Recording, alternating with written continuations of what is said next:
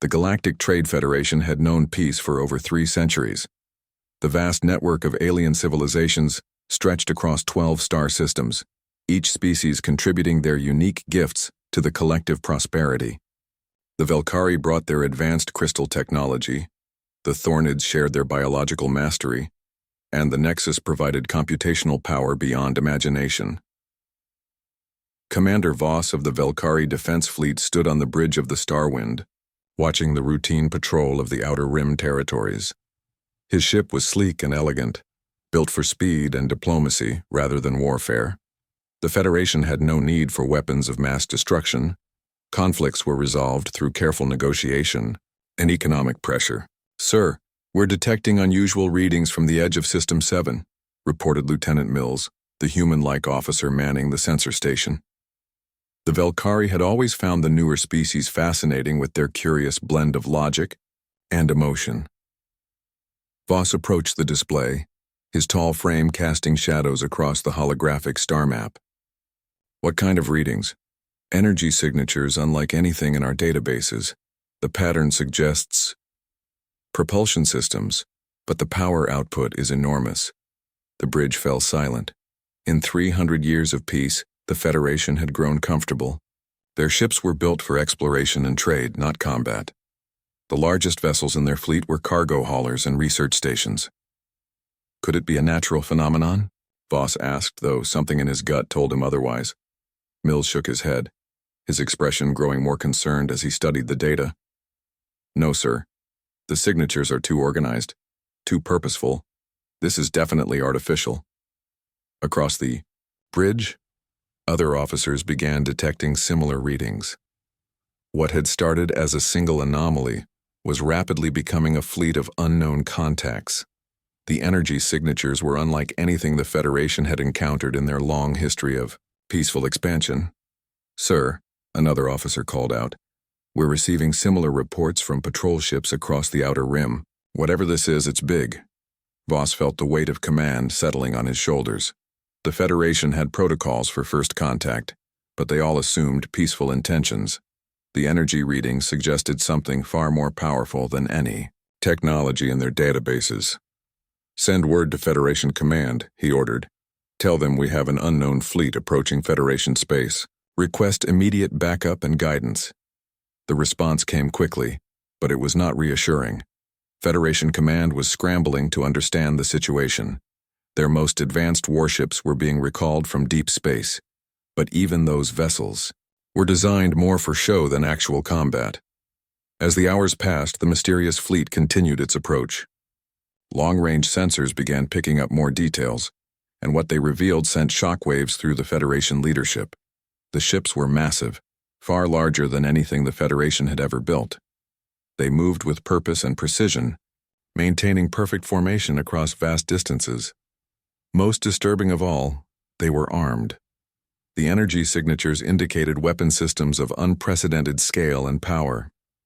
"Sir," Mills reported, his voice tight with worry, "Federation Command is ordering all civilian traffic to evacuate the outer systems. They're mobilizing the entire defense fleet." Voss nodded grimly. The Federation's defense fleet sounded impressive, but in reality, it was little more than a collection of lightly armed patrol ships and ceremonial vessels. They had grown soft during the long peace. "What's our estimated time until contact?" he asked. "At their current speed, approximately 18 hours until they reach the outer defense perimeter. 18 hours to prepare for something they had never faced before." The bridge crew worked frantically, updating databases and running simulations, but every scenario painted the same grim picture. The Federation was woefully unprepared for actual warfare. As night fell aboard the Starwind, Voss stood alone in his quarters, staring out at the stars. Somewhere out there, an unknown force was, approaching with capabilities far beyond anything the peaceful Federation could match. He thought about his family on the Velkari homeworld, about the billions of beings who had lived their entire lives without knowing the fear of war. The communication system chimed softly.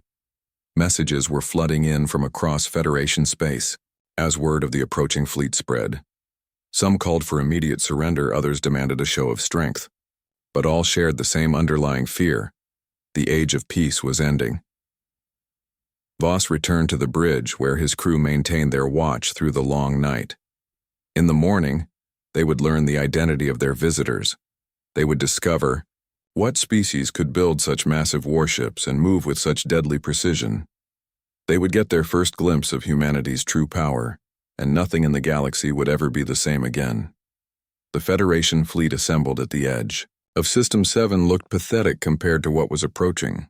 Admiral Kane, the highest-ranking military officer in the Federation, stood aboard the flagship Unity and tried not to show his fear to the crew around him. 12 ships. That was all the Federation could muster for their primary defense force. Most were converted civilian vessels with basic shield generators and light energy weapons. Against an unknown enemy with clearly superior technology, it felt like sending children to fight giants. "Admiral, we're getting our first visual contact," announced the communications officer. The main screen flickered to life, and gasps echoed across the bridge. The approaching fleet was unlike anything in Federation records. The ships were dark, angular and massive. They moved through space like predators, their hulls bristling with weapon systems that seemed designed for one purpose: destruction. "Count?" Kane asked, though he dreaded the answer. 37 confirmed contacts, sir. And they're still coming." Kane felt his heart sink. 37 ships, each one larger and more heavily armed than anything the Federation possessed. The lead vessel alone was the size of a small space station, its hull covered in armor plating and weapons arrays. "Open a channel," Kane ordered. "Let's see if we can talk to them." The communication attempt was answered immediately.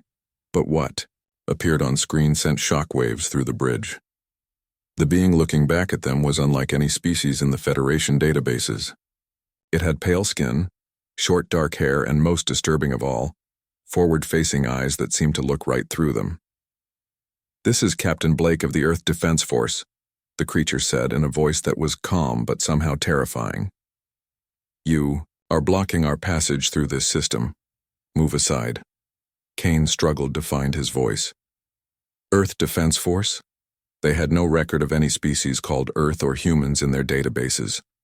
"I am Admiral Kane of the Galactic Trade Federation," he managed to reply. "This is Federation space. We need to discuss your passage through our territory." The human's expression didn't change, but something in those forward-facing eyes grew colder. "We're not here to discuss anything. Our colonies in the Outer Rim have been attacked. We're responding to defend our people." "Colonies?" Kane repeated. "We have no record of any colonies in Federation space." Captain Blake leaned forward slightly. "That's because you never bothered to look. We've been quietly establishing settlements in the empty systems beyond your borders for the past 50 years. 3 days ago, unknown raiders attacked our colony on Kepler 442b. 2,000 civilians were killed." The bridge fell silent. The Federation had always assumed the systems beyond their borders were empty. They had never conducted deep space exploration in those regions, content with their 12-system territory. "We had no knowledge of these attacks," Kane said. "If you could provide us with details, perhaps we could help investigate." "We've already investigated," Blake interrupted. "The raiders use Federation ship designs and Federation weapons. The attack came from inside your territory." Kane felt the blood drain from his face. "That's impossible. The Federation has been at peace for 3 centuries. We don't have raiders or pirates." Blake's laugh was cold and humorless. "Your peace was built on ignorance. While you've been playing at civilization, criminal elements within your own territory have been launching attacks on anyone they thought was too weak to fight back." On the tactical display, Kane could see the human fleet maintaining perfect formation. Their ships moved with military precision that spoke of extensive combat experience. These were not explorers or traders. These were warriors. "Captain Blake," Kane tried again. "Surely we can resolve this through diplomatic channels. The Federation Council would be happy to meet with your representatives." "Diplomacy failed the moment your people killed our civilians," Blake replied. "We gave you 50 years to notice our presence, to make contact, to establish proper borders. Instead, you let pirates and raiders operate freely from your space." The human fleet began moving forward again, and Kane realized with growing horror that they intended to push right through Federation space. "Sir," his tactical officer whispered, "their weapons are powering up." Kane looked at his own fleet, 12 lightly armed ships against 37 warships built for battle. The humans had technology the Federation couldn't even identify, and they clearly knew how to use it. "All ships stand down," Kane ordered reluctantly. "Do not engage. Let them pass." As the human fleet moved through Federation space, Kane realized that everything was about to change. The age of peaceful isolation was over. Humanity had arrived, and they had come prepared for war. The human fleet moved through Federation space like a knife through silk. Captain Blake stood on the bridge of the Retribution, watching the Federation ships scatter before them. Their formation was perfect. Their purpose clear: find the raiders and make them pay. "Sir, we're detecting multiple civilian stations ahead," reported Commander Torres, Blake's second-in-command. "The Federation is broadcasting on all channels, telling their people to remain calm." Blake nodded grimly. The Federation's response was exactly what he had expected: confusion, fear, and desperate attempts to maintain order in a situation they didn't understand. "Any sign of the raider ships?" "Negative, sir. But we're picking up some interesting energy signatures from the mining stations in the asteroid belt. The power readings match the weapons used in the attack on Kepler 442b. Blake studied the tactical display. The Federation claimed to be peaceful, but someone in their territory had military-grade weapons and the willingness to use them against civilians. The attack on the human colony had been brutal and efficient, carried out by people who knew exactly what they were doing. "Take us to the mining stations," Blake ordered. "Nice and slow, let them see us coming." The human fleet adjusted course, their massive ships moving through the asteroid field with surprising grace. The mining stations ahead were clearly Federation designs: elegant, efficient, and completely defenseless. "Sir, we're receiving a transmission from the lead mining station," Torres reported. "Put it through." The face that appeared on screen belonged to a Thornid supervisor, his insect-like features twisted with fear. "Please don't attack us, we're just miners, we have nothing to do with any raids." Blake studied the alien carefully. The Thornids were known for their honesty. Their biology made lying extremely difficult, but fear could make anyone desperate. "Looking for the ships that attacked our colony," Blake said calmly. "Ships that came from this system. Where are they?" The Thornid's compound eyes darted nervously. I don't know about any attacks. We mine asteroids. We ship ore to the inner systems. That's all." "Your mining operation requires significant defensive capabilities," Blake observed, noting the weapon emplacements around the station. "Those are military-grade pulse cannons." "Pirates," the Thornid exclaimed. "We've had trouble with pirates for years. The Federation Defense Fleet can't patrol this far out regularly, so we had to defend ourselves." Blake felt a cold anger building in his chest. The Federation had known about pirate activity in their territory for years, and had done nothing effective to stop it. Meanwhile, human colonists had died because these criminals felt safe operating from Federation space. "Tell me about these pirates," Blake said. The Thornid hesitated, clearly torn between fear of the humans and fear of the criminals he dealt with regularly. Finally, self-preservation won out. "They come every few months," he admitted. "Mixed crews, mostly Federation species, but some unknowns. They take a cut of our ore shipments in exchange for protection. Their leader is a Velkari named Drex. He operates out of the old research station in the Gamma sector." Blake turned to Torres. "Gamma sector?" "Checking our star charts now, sir. It's an abandoned system, officially listed as uninhabitable due to radiation from a dying star." "Perfect place to hide," Blake mused. "How many ships does this Drex command?" The Thornid's fear was palpable now. 20, maybe 30 ships, all armed.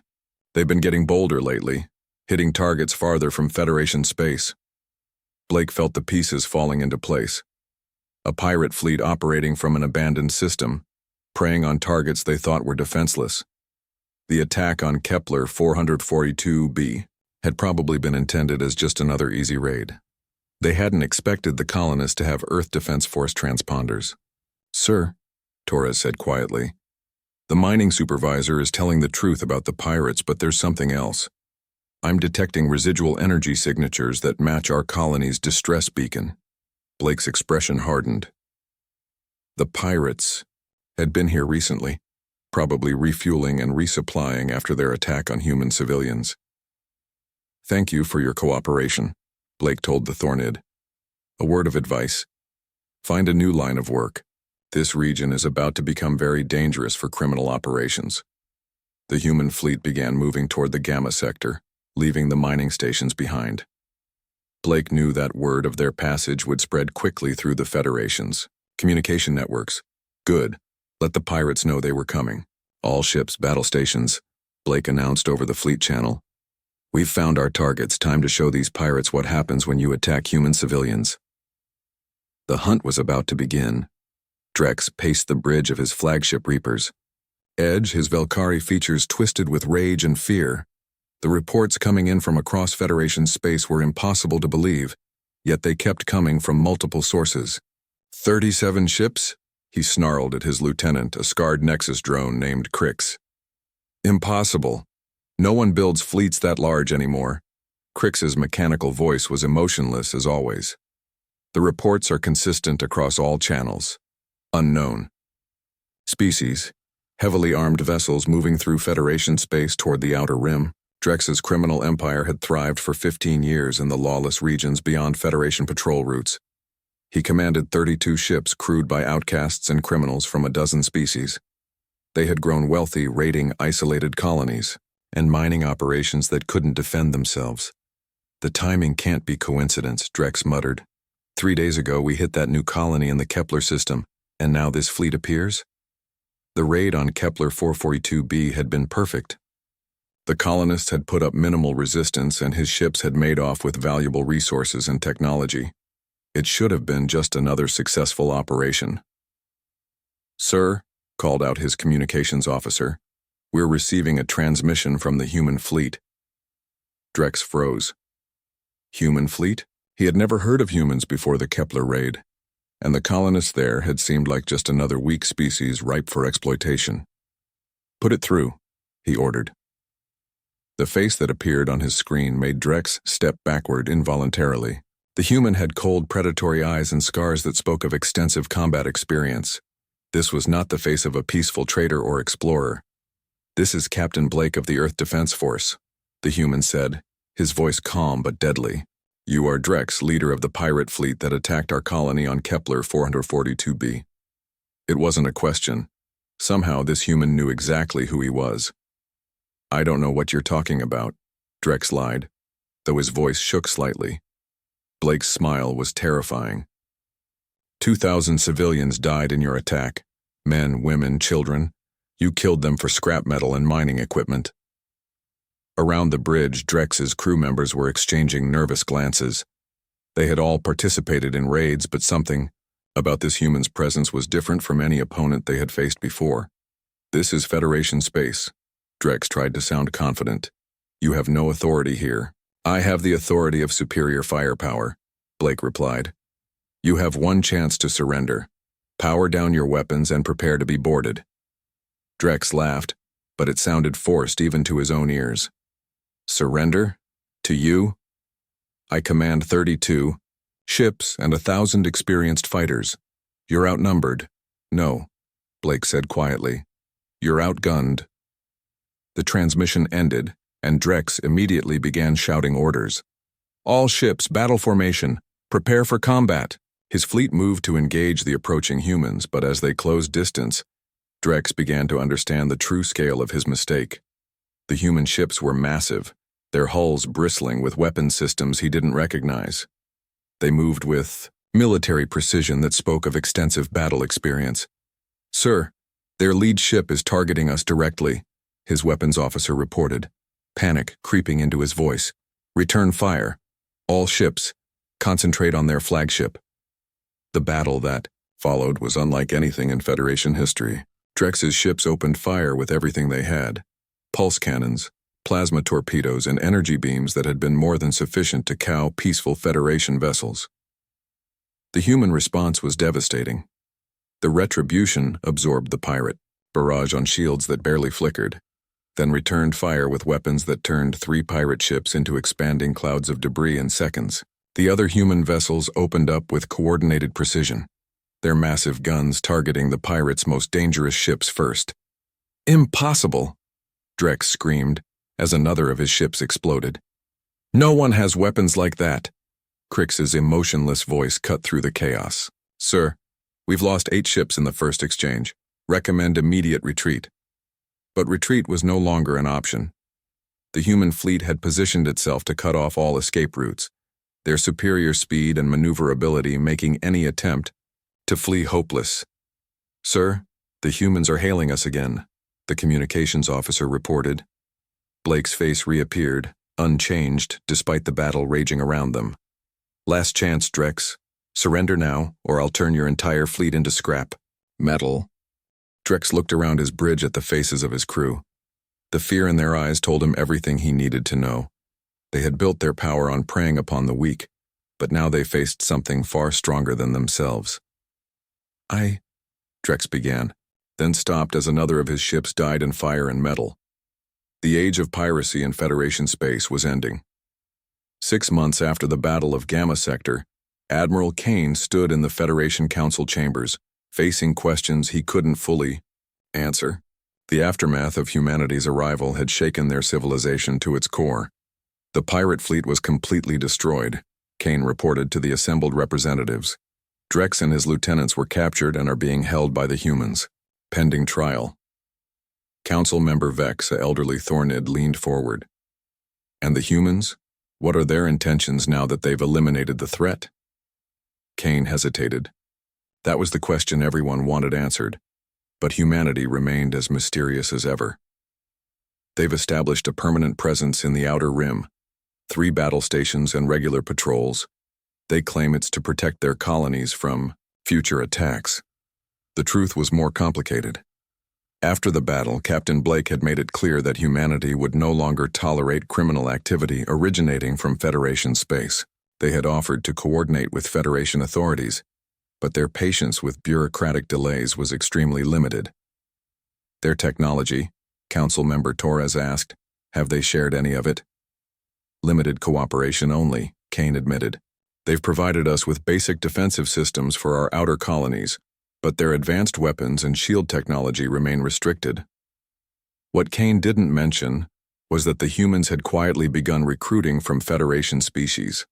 Engineers, scientists, and military personnel who were frustrated with the Federation's slow-moving bureaucracy found themselves drawn to humanity's direct approach to problem-solving.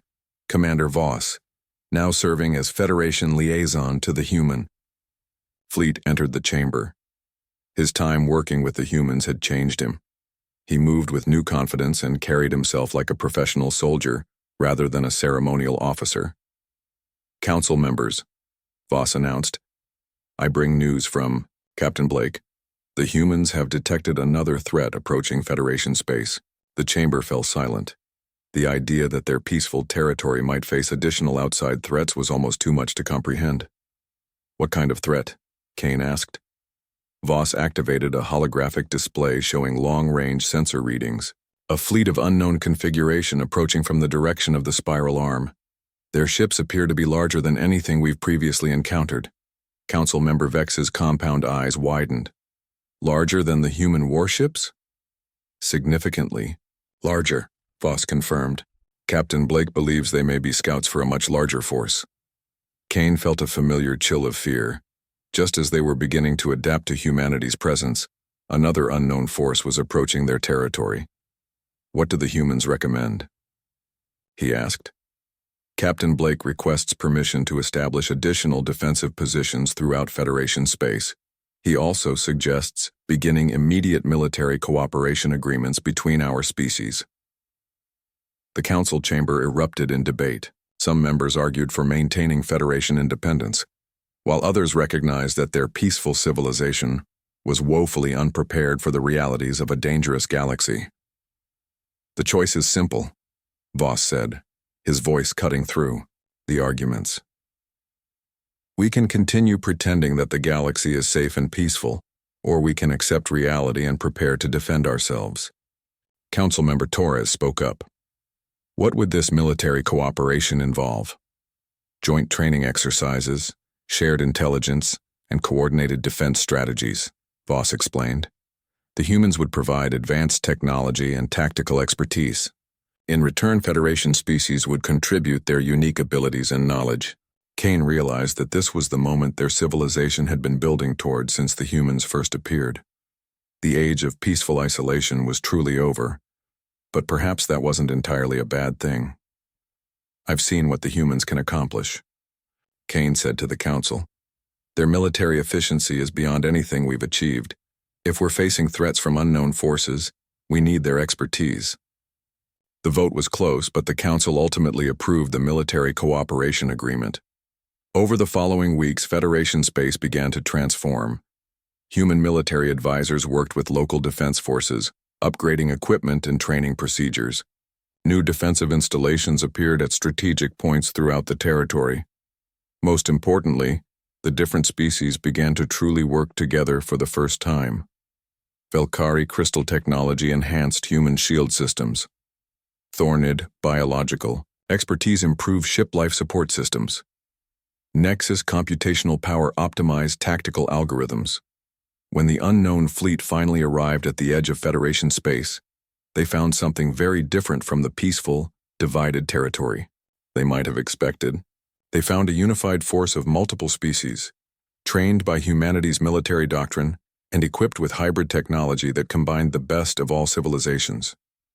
The galaxy was changing, and humanity had shown them all how to be stronger, together than they ever could have been apart. The age of true galactic civilization had begun.